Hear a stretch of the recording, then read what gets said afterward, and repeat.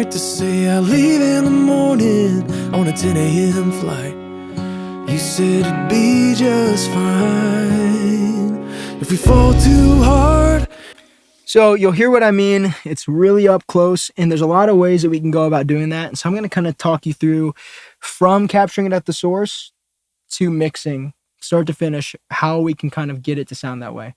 So just like acoustic guitar, obviously having a great singer helps. You kind of don't want an upfront vocal if your singer isn't very good.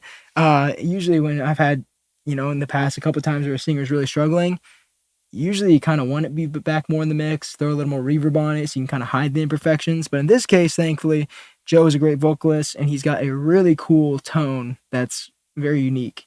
And so once you got that box checked, you can kind of do as much zooming in on it as you want because you're just going to be bringing out things that are already really nice to listen to.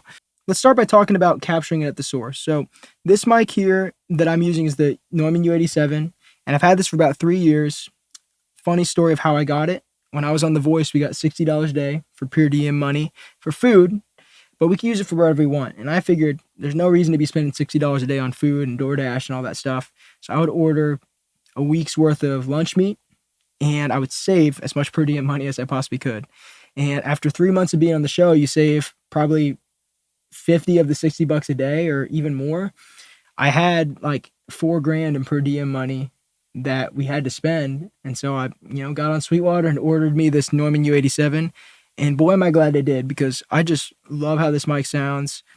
I have so many people when we come and record just say, man, I love how my vocals sound. And obviously there's more things that go into it than just the mic, but having that first thing in the chain be pristine is super important. So shout out Neumann. I love this mic, and it's the one I use in everything because it's the only vocal mic I have. And I honestly haven't really looked for any others because I've loved it. And so that's kind of where it starts. And then I love to nerd out about too getting a great preamp, because again, I think having things at the front end that are really, really pristine and well made and top of the line is important. So I'm not a gearhead. I'm really not. I don't think that you need to have insanely expensive or fancy gear to get great results. Obviously, gear is awesome and it can help, but I've always been of the opinion that learn the best you can with the stuff that you have before you need to upgrade. And when you feel like you've maxed out something, then that's time to buy something. But I did kind of splurge on the preamp side of things because I got myself a Neve 1073 just because I thought to myself, listen, if there's anything I'm going to splurge on, if there's anything that I want to be top of the line and make people go ooh and ah when they come in, I want to have something that's I'm plugging the mic into that's also great. So those are kind of my two babies. Those are the two nicest things I own, is that Neumann U87 and running it into a Neve 1073, because I just think having the front end of your chain be the best it can be is important. And so once again, I'm not saying you got to go out and get those two, but think about that and try and get something that you really trust and feel comfortable working with. So that's kind of the front end. One of the things that we did to get this to feel up close and personal was just have Joe stand pretty dang close to the mic. So before we get into compression and mixing and all that stuff, one of the easiest ways to do things is just have them real up close and personal on that thing. So I had Joe pretty much maybe 6 inches off the mic, maybe even a little closer. If you get too close, sometimes you get a little much too bass frequency response, but I've found that 5 to 6 inch proximity to the mic gives you that really upfront vocal sound. I think also it's important to have some sort of treatment, even if it means you go into a closet or something like that. For me, I've got these panels, and then I've got a big screen that I put around the mic that helps isolate it. So those are 2 tips I can give you on the front end: is get a great mic and get a great preamp that you really trust, and make sure that you've got the vocalist nice and up close to the mic, and you've got it enclosed in some way so you're not picking up a ton of room noise. Because the thing is that's going to come out more and more as you add compression and do different things in mixing. So that's kind of the front end. And then let me take you through the session here, kind of what we did in post to further accentuate what's going on in the vocals. So let me play the vocal soloed, and again, you're just going to hear that it's really up close. It's really up front. You left your number on a napkin at the table with a note that said call me if I was available. So you can see here on the left, this is the vocal chain I got. And there's a bunch of plugins. Usually I don't have that many, but a lot of these are kind of just little things that are doing very small, picky, knick-knacky things. The heavy lifting ones, I'll take you through.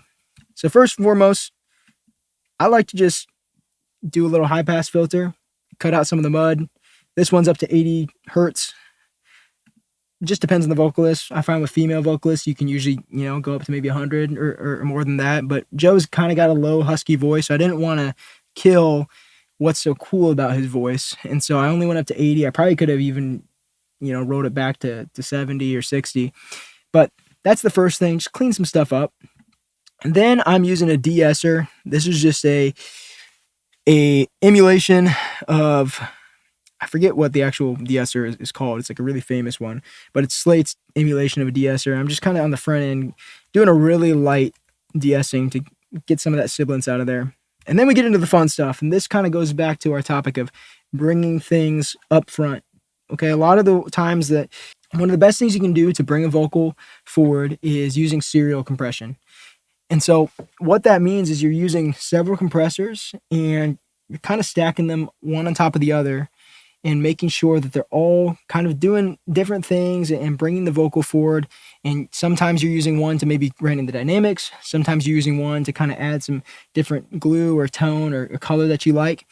But the idea is that instead of just using one and getting like 15 decibels of gain reduction, that's going to be a lot less transparent. Whereas if you can split it up amongst 3 or 4, it's going to be a lot more transparent and you're going to get the effect you're going for. So this is my first compressor I have on it. It's 1176. I love this blue stripe emulation that Universal Audio does. You left your number on a napkin at the table with a note that said call me if I was available. I'm gonna go to the chorus where he gets a little louder, gets a little more dynamic. Fall too hard and get too close.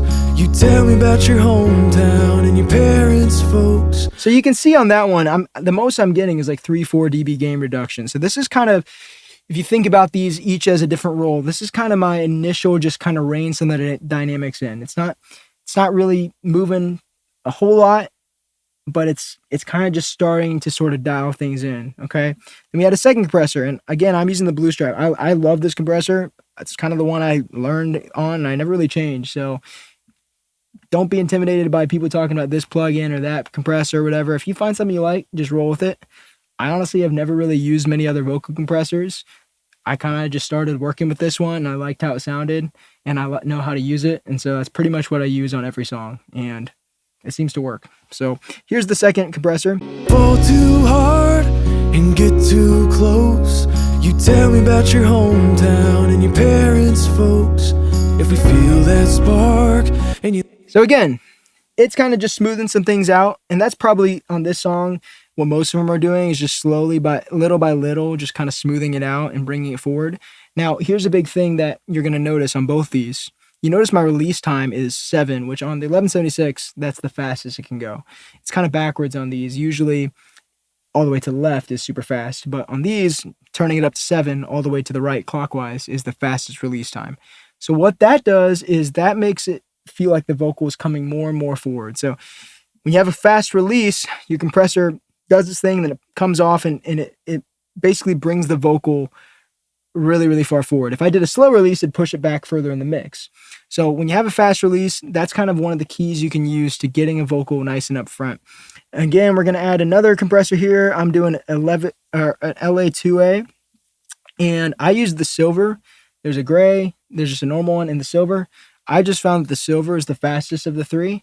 And again, the reason I'm going for fast is because I want the vocal to not be pushed back in the mix, but I want it to be really far forward. So check out this silver compressor. Fall too hard and get too close. You tell me about your hometown and your parents' folks. If we feel that spark and you lean in to kiss me. And then we're going to layer it up even more. I'm going to add this Fairchild. And I've just found the Fairchild, again, I just kind of learned on it. And so I don't have any great pitch for all these different plugins. I've just found a combination that I like. You might use a different plugin, you might use a different compressor, but I've found that the Fairchild just sounds really good at kind of that final level of bringing things up front. So you got this little time constant thing on the right. 1 is the fastest. So again, You notice on all these fast release, fast release. The fastest of the LA2As is the silver, and then I've got this time constant 1 because I want it to be a really fast release, and that's keeping it forward. The slower the release, the further back in the mix it is. The faster release, the more forward it's going to feel. So check out this Fairchild. You can just see it's doing a little bit of the gain reduction as well. Fall too hard and get too close. You tell me about your hometown and your parents' folks. If we feel that spark and you lean in to kiss me and the words roll out like that lynch. So that's what we've got going on in compressor world.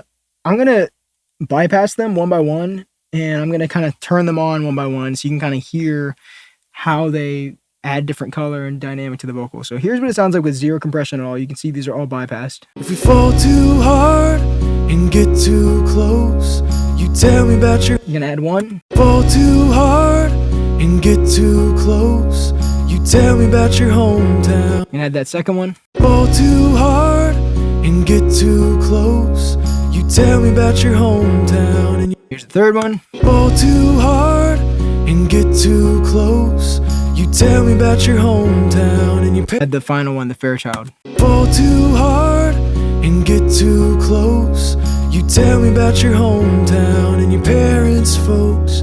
So I don't know if you could hear that, but as I layered them up in what I mentioned earlier in that serial compression, you could kind of hear it just getting more and more up front and kind of closer to your ears. If you close your eyes, it feels like the singer's taking a step closer to you each time. And that's the idea behind splitting it up over 3 or 4 compressors. And there's no magic number. You can do just 1, you can do 10. I mean, I might not recommend that, but you can really do however many serves the song and however many feels like you got the vocal in the places you want it to. I tend to find myself having 3 or 4 layers, but they're all doing just a little bit of lifting here and there. Nothing's doing any crazy heavy lifting. It's kind of just a little bit here, a little bit there, and it all adds up. I mean, just to give you sort of a visual thing, because I like to see how things are affected, I'm just going to bounce out this first line here, and you can see if I bounce it out, kind of what it does to the waveform. I'm not saying to mix with your eyes or anything, but for me, sometimes it's kind of cool to see like what it actually looks like.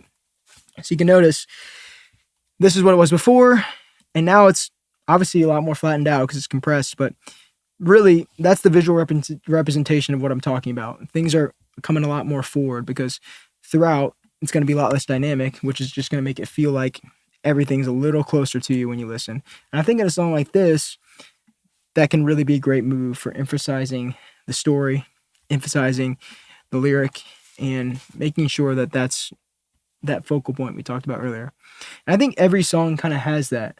I think no matter what you're working on, whether it's a rock song, maybe it's the guitars, or whether it's a song like this where it's very intimate, I think every song, just like a picture, has 1 or 2 things that you're gonna have your attention drawn to. So your job as a producer is to make sure that those are placed in a way that people can catch on to them really, really quickly. So whether it's with the mixing style, or whether it's with adding some cool effects, or whether it's just with basic finding a great balance in the leveling of things, you really want to draw attention to the things that are the strongest in the song. And obviously that starts with the composition and the songwriting and the arranging. And then with you as the producer, use these different techniques of mixing and panning and all these different things we have at our disposal to make sure that make no mistake about this. This is a story song. This vocal is what I want you to hear. And the music, as pretty as it is, it's kind of just there as a supporting role.